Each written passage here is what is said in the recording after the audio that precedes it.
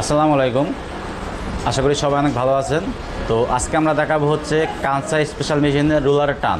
আমরা অনেকেই কিন্তু কাঁচা স্পেশাল মেশিনের রুলারের টান ঠিক করতে পারি না।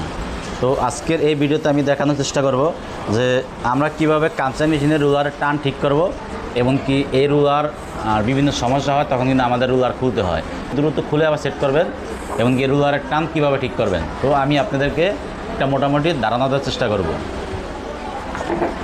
তো বন্ধুরা দেখেন, এই যে আমি মেশিনটা চালাচ্ছি, আমাদের এই যে রুলারের টান কিন্তু ঠিক নেই, দেখতে পাচ্ছেন রুলার ঠিক মতো টানতেছে না। এখন এইটা আপনি কোন জায়গা থেকে ঠিক করবেন এই বিষয়ে কিন্তু অনেকেই জানে না যে রুলারের টান কোথা থেকে ঠিক করবেন। রুলারের টান 3 জায়গা থেকে ঠিক করা যায়। এই যে আমাদের রুলারের টানটা ঠিক নেই, এখন আমরা রুলারের টানটা ঠিক করব। তো রুলারের টান আমরা 3 জায়গা থেকে ঠিক করতে পারি, ঠিক আছে। তো প্রথম আমি দেখাই যে মেন যেটা, সেখান থেকে আমরা দেখাইতেছি। বন্ধুরা ভালোভাবে খেয়াল করেন, এই যে স্কেলটা দেখতে পাচ্ছেন, এই যে এখানে কিন্তু নাম্বার দেওয়া আছে। এটা আমি যত ওই দিকে দিমু তত হচ্ছে আমার টান বাড়বে, আর এটা যত এই দিকে দিমু তত হচ্ছে টান কমবে। তো আমাদের মিডল পজিশনে দেওয়া আছে, ঠিক আছে। আগে আমরা এইখান থেকে স্ট্যান্ডার্ড রাখবো, এখান থেকে স্ট্যান্ডার্ড রাখার পরে হচ্ছে আমাদের ভিতর থেকে ঠিক করতে হবে, ঠিক আছে। এই যে স্কেলটা আছে 1 2 3 4 5 6, এখানে 6টা গার্ড আছে। এখান থেকে দিলে হচ্ছে বাড়বে, আর এখান থেকে এদিকে দিলে হচ্ছে কমবে, ঠিক আছে।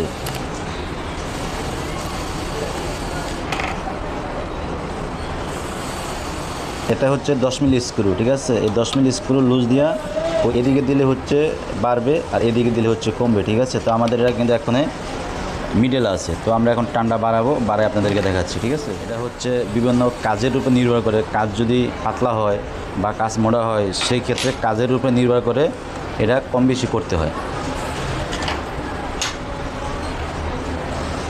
ধরুন আপনি কোথায় গেলেন, আপনি এই সম্পর্কে জানেন না, এখন এখান থেকে আপনাকে এটা কমাই দিল, তখন কিন্তু আপনি এটা ঠিক করতে পারবেন না যদি আপনি জানা না থাকে।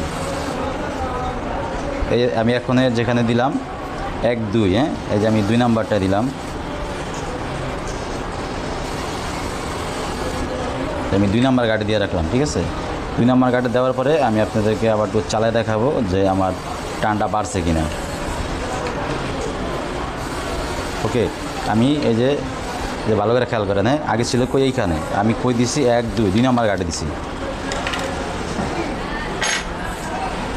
এই রুলারের টান আপনি 3 জায়গা থেকে বাড়াইতে পারবেন, ঠিক আছে। অরিজিনাল হলো এইখানে, আমি আরও 2টা জায়গা দেখাবো, এখানে আগে ঠিক করি, তারপর বাকি জায়গাগুলো আমি দেখাচ্ছি।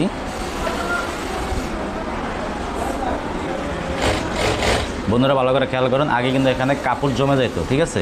এখন কিন্তু যে আমার সোজায় টানতেছে, কোনো কাপড় জমি নেই, একদম প্লেন। এরকম যদি টান থাকে তাহলে আপনি বুঝতে পারবেন যে আপনার রুলারের টান ঠিক আছে, একদম টান আছে। এবার বাকি জায়গা দুটো দেখাই যে আর কোন কোন জায়গা থেকে রুলারের টান বাড়ানো যায়। ভালো করে খেয়াল করেন, এই যে একটা স্ক্রু আছে 5 মিলিমিটার, এই স্ক্রু লুজ দিয়া, এখান থেকে লুজ দিয়া এটা যত ভিতরের দিকে দিবেন তত হচ্ছে রুলারের টান বাড়বে, আর এটা যত সামনের দিকে বের করে আনবেন তখন হচ্ছে রুলারের টান কমবে।